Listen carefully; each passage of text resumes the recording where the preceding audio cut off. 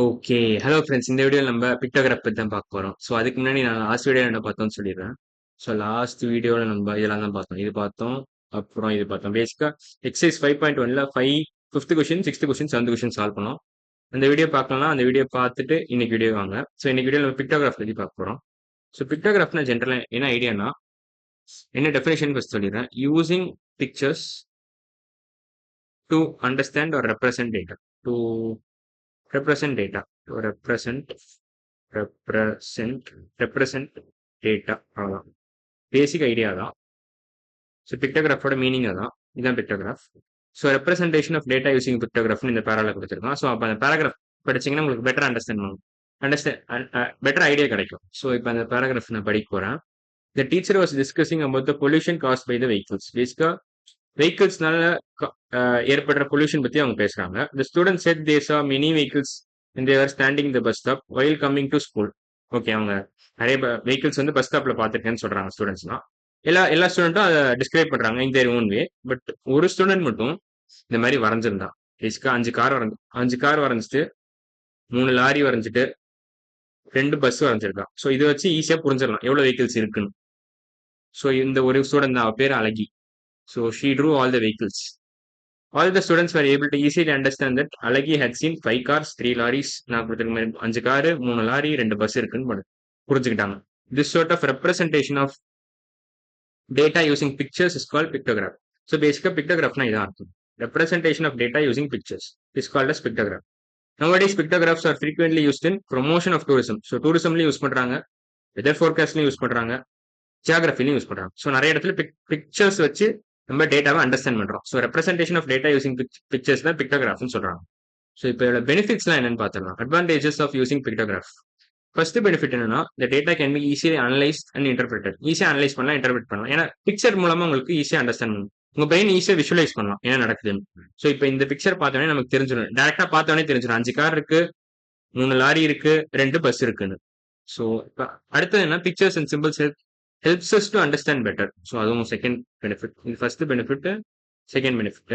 அப்புறம் இது பிக்டோகிராஃப்னா என்னன்னு கொடுத்துருக்காங்க. Pictograph is the representation of data using through pictures. பேசிக்கா ஐடியா. அப்புறம் 3 புல்லட் பாயிண்ட்ஸ் கொடுத்துருக்கான், அதுவும் என்னன்னு பார்த்துடலாம். The pictograph is a pictorial representation for a word or phrase. So ஒரு வேர்ட் யூஸ் பண்றதுக்குள்ள கார்னு எழுதுறதுக்கு போல நம்ம காரை வரைகிறோம். பேசிக்கா நான் ஒழுங்கா வரையல, சும்மா ஒரு ரேண்டமா வரைஞ்சிருக்கேன். So pictograph is also called as pictogram. So இது ஞாபகம் வச்சுக்கணும். பேசிக்கா இது 1 வேர்ட் கொஸ்டின் மாதிரி கேட்பாங்க. அப்புறம் லாஸ்ட் என்ன கொடுத்துருக்காங்கன்னா அது தேவையில்ல உங்களுக்கு. ஸோ இப்போ நம்ம ஸ்கேலிங்னா என்னன்னு பார்த்துக்கலாம். ஸோ பிக்டோகிராஃப் முடிச்சிட்டோம். பிக்டோகிராஃப்னா பேசிக்கா பிக்சர்ஸ் தான். Using pictures to understand data தான். பிக்டோகிராஃப் ஒரே வார்த்தையில சொல்லணும், using pictures, using pictures to understand data, அவ்வளோதான். பெட்டர் அண்டர்ஸ்டாண்ட் டேட்டா அவ்வளோதான். ஸோ பேசிக் ஐடியா தான். பிக்டோகிராஃப்னா என்னன்னு புரிஞ்சிருக்கும்னு நினைக்கிறேன். ஸோ இதுதான் பிக்டோகிராஃப். ஸோ இப்போ ஸ்கேலிங்னா என்னன்னு பார்த்துக்கலாம். So scaling need for scaling the pictograph.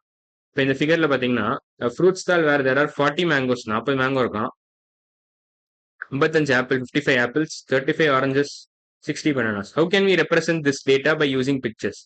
If the data is very large, it is very difficult and time consuming to represent each of the fruits in a pictograph. பேசிக்கா நம்ம 40 mango, 55 apple, 35 orange, 60 banana வரைய முடியாது. So நம்ம இதுல தான் ஸ்கேலிங்னு ஒரு concept use பண்றோம். இந்த மாதிரி எல்லாத்தையும் வரைஞ்சா ரொம்ப டைம் எடுக்கும். ஸோ நம்ம ப்ராப்ளமே சால்வ் பண்ண முடியாது. அதுக்காக என்ன கொடுத்துருக்காங்க, in such cases we can use one picture to represent many of the same kind. This is called scaling. So ஒரு பிக்சர் வச்சு நம்ம வந்து ஸ்கேலிங் பண்ணலாம். பேசிக்கா ஸ்கேலிங் என்னன்னு சொல்லிடுறேன். Drawing pictographs. இப்போ ஒன்ஸ் இந்த ப்ராப்ளம் நீங்க அண்டர்ஸ்டாண்ட் பண்ணீங்கன்னா உங்களுக்கு ஸ்கேலிங்னா என்னன்னு பெட்டர் அண்டர்ஸ்டாண்டிங் கிடைக்கும், பெட்டர் பிக்சர் கிடைச்சிடும். ஸோ டிராயிங் பிக்டோகிராஃப்ல என்ன கொடுத்துருக்காங்கன்னா, consider the data of fruits. 40 and 60 are multiples of 10, while 55 and 35 are multiples of 5. Let us assume that one full picture of fruit represents 10 fruits. One half picture represents 5 fruits. So basically என்ன கொடுத்துருக்காங்கன்னா, இந்த மாதிரி ஒரு circle வந்து ஒரு fruit எடுத்துக்கிட்டீங்கன்னா this represents 10 மாங்காவும், 10 fruits. So அந்த மாதிரி நீங்க 2 சர்க்கிள் வரைஞ்சீங்கன்னா 20 ஃப்ரூட்ஸ்னு அர்த்தம். 20 ஃப்ரூட்ஸ்னு அர்த்தம். 3 சர்க்கிள் வரைஞ்சீங்கன்னா 30 ஃப்ரூட்ஸ்னு அர்த்தம். 3 சர்க்கிள் வரைஞ்சீங்கன்னா 30 ஃப்ரூட்ஸ்னு அர்த்தம். 30 ஃப்ரூட்ஸ். சப்போஸ் நீங்க 4 சர்க்கிள் வரீங்கன்னா 40ன்னு அர்த்தம். அதே மாதிரி நீங்க அரை சர்க்கிள் வரைஞ்சீங்கன்னா அது ஹாஃப்னு அர்த்தம். ஸோ இப்படி சர்க்கிள் வந்துட்டு இப்படி கட் பண்ணீங்கன்னா ஹாஃப்னு வேணா எடுத்துக்கலாம். ஹாஃப்னு அர்த்தம் பேசிக்கா. ஸோ இதுல என்ன கொடுத்துருக்காங்கன்னா இதுல அவன் பக்காவா வரைஞ்சிட்டான், மேங்கோனா மேங்கோ மாதிரியே வரைஞ்சிட்டான். ஸோ ஈச் மேங்கோ ரெப்ரசென்ட்ஸ் 10 ஃப்ரூட்ஸ்னு இருக்கும். ஸோ இது பிளாக்ல எழுதுறேன். Each mango represents 10 mangoes. அதாவது one full picture of fruit represents 10 ஃப்ரூட்னா one full picture of mango represents 10 mangoes. 10 mangoes. One full picture of mango represents 10 mangoes. இங்க 4 மேங்கோ இருக்கு. அப்ப இந்த ஹோல் பிக்சர் ரெப்ரசென்ட்ஸ் 40 மேங்கோஸ்னு அர்த்தம். கொஸ்டின்லயும் 40 மேங்கோஸ் தான் கேட்டிருக்கான். இங்கேயும் அதான் கொடுத்துருக்காங்க. ஸோ ஒரு இது ஒன்னு வந்து 10 மேங்கோன்னு சொல்றது, இது பேர் தான் ஸ்கேலிங்னு சொல்லுவாங்க. பேசிக்கா ஐடியா தான். இதே மாதிரி இங்க ஒரு ஆப்பிள் தான் இங்க நம்ம 10 ஆப்பிள்னு சொல்லுவோம். One full picture of apple is considered as 10 apples. 10 apples. இதைத்தான் நம்ம ஸ்கேலிங்னு சொல்லுவோம். ஸோ இங்க எத்தனை ஆப்பிள் இருக்கு பாருங்க. 1 2 3 4 5 5 ஆப்பிள் இருக்கு. பேசிக்கா 5.5 ஆப்பிள்ஸ் இருக்கு. உங்களுக்கு டெசிமல்ஸ் தெரியாது, ஃபிராக்ஷன்ஸ் 5.5 ஆப்பிள்ஸ் இருக்கு. ஸோ அப்பனா ஒரு apple represents 10, one full picture of apple represents 10 ஆப்பிள்ஸ்னா 5.5 into 10 போட்டீங்கன்னா உங்களுக்கு இது ஃபுல் இது கிடைச்சிடும், ஆன்சர் கிடைச்சிடும். ஸோ 5.5 into 10 55 ஆப்பிள்ஸ் வரும். 55 வரும். இங்க பாத்தீங்கன்னா ஒரு ஃபுல் பனானா ரெப்ரசென்ட்ஸ் 10 பனானாஸ்னு இருக்கும்.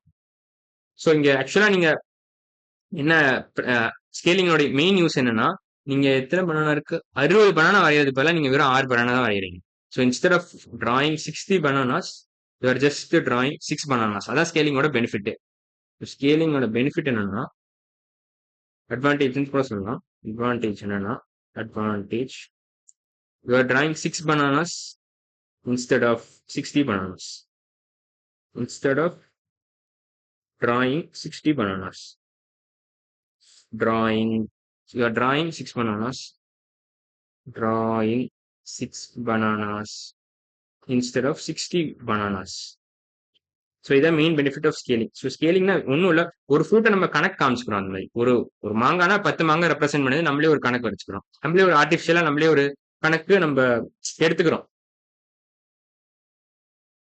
இந்த சென்ஸ் அசியூம் பண்ணிக்கிறோம்னு அர்த்தம். பேசிக்கா நம்ம அசியூம் பண்ணிக்கிறோம். ஒரு மாங்கானா இப்ப நான் என்ன சொன்னேன்னா, பழைய எக்ஸாம்பிள் கூட நான் கொடுத்திருந்தேன். ஒரு சர்க்கிள் ரெப்ரசென்ட்ஸ் 10 சர்க்கிள்ஸ், 10 ஃப்ரூட்ஸ்னு நம்ம இது வந்து நான் பண்ண அசம்ஷன். பேசிக்கா நானே ஒரு ரூல் கிரியேட் பண்ணிக்கிறேன். I am creating my own ரூல்னு அர்த்தம். I am creating my own rule. அவ்வளவுதான். ஸ்கேலிங்னா creating your own rules, create your own சிஸ்டம்னு கூட சொல்லலாம், ஒரு ஓன் ரூல்ஸ். அவ்வளவுதான். ஸோ பேசிக்கா ஒரு மாங்கா ரெப்ரசென்ட்ஸ் 10 மாங்கானா நீங்களே கிரியேட் பண்ண ரூல்னு அர்த்தம். So basically creating your own rules. அவ்வளவுதான். இப்போ உங்களுக்கு ப்ராப்ளத்தை ஈஸியா ஒரு டேபிள்ல வரையணும்னா நீங்க அந்த மாதிரி ரூல்ஸ் கிரியேட் பண்ணதான் முடியும். இந்த மாதிரி பெரிய ப்ராப்ளத்தை ஒரே டேபிள்ல அடக்கணும்னா. ஸோ பேசிக்கா இங்க எத்தனை ஆரஞ்சு இருக்கு பாருங்களா. இங்க 3 ஆரஞ்சு தான் இருக்கு. ஆனா திஸ் ரெப்ரசென்ட்ஸ் லைக் 3.5 ஆரஞ்சஸ் ரெப்ரசென்ட்ஸ் 35 ஆரஞ்சஸ். பேசிக்கா 35 ஆரஞ்சஸ் வரையறது போல நீங்க 3.5 ஆரஞ்சஸ் வரைஞ்சு நீங்க ஈஸியா முடிச்சிட்டீங்க கணக்கு. ஸோ பிக்டோகிராம் இப்ப அடுத்த கொஸ்டின் போலாமா? பேசிக்கா அதான் idea. One full picture of fruit represents 10 fruits. இது ஒரு பக்கம். One half picture represents 5 fruits. அவ்வளவுதான். இதான் பேசிக் ஐடியா. பிக்டோகிராஃப்னா என்னன்னு புரிஞ்சுக்கணும்னு நினைக்கிறேன் உங்களுக்கு. ஸ்கேலிங்னா என்னன்னு புரிஞ்சிருக்கும். பிக்டோகிராஃப் நம்ம மேலே கொடுத்தா ஸ்கேலிங்னா இதான் அர்த்தம். One full picture of fruit represents 10 fruits, half picture represents 5 fruits. Basic idea தான். இந்த ஸ்கேலிங் அட்வான்டேஜ் நான் கொடுத்துட்டேன். இப்போ இந்த பாத்தீங்கன்னா எக்ஸாம்பிள் 5.2 அப்புறமா முடிச்சிடலாம். நம்ம இது உங்களுக்கு புரிஞ்சிருக்கும்னு நினைக்கிறேன் ஸ்கேலிங்னா என்னன்னு. ஸோ இப்ப டேட்டா எங்க மெயினா யூஸ் ஆகுதுன்னா, டேட்டா ரொம்ப பெருசா இருந்துச்சுன்னா, when you have large data we use scaling. Data பெருசா இருந்துச்சுன்னா இதை கீழே தள்ளிடுறேன். இது ஸ்கேலிங்கோட அட்வான்டேஜ்லாம். ஸோ ஈஸியாக சால்வ் பண்ணிடலாம் அடுத்த வீடியோவில். ஸோ இன்னைக்கு வீடியோவில் நம்ம ஸ்கேலிங்னா என்னன்னு பார்த்துட்டோம், ஸ்கேலிங் பிக்டோகிராஃப் பார்த்துட்டோம், அப்புறம் பிக்டோகிராஃப்னா என்னன்னு பார்த்துட்டோம். ஸோ இன்னைக்கு வீடியோவில் நம்ம பிக்டோகிராஃபும் பார்த்துட்டோம், ஸ்கேலிங்னா என்னன்னு பார்த்துட்டோம், ஸ்கேலிங் பிக்டோகிராஃப்னா என்னன்னு பார்த்துட்டோம். ஸோ அடுத்த வீடியோ நம்ம என்ன பண்ண போறோம், எக்ஸாம்பிள் 5.2 தான் பார்க்க போறோம். ஸோ இன்னைக்கு வீடியோ அவ்வளோதான். அடுத்த வீடியோவில் பார்க்கலாம். பாய்.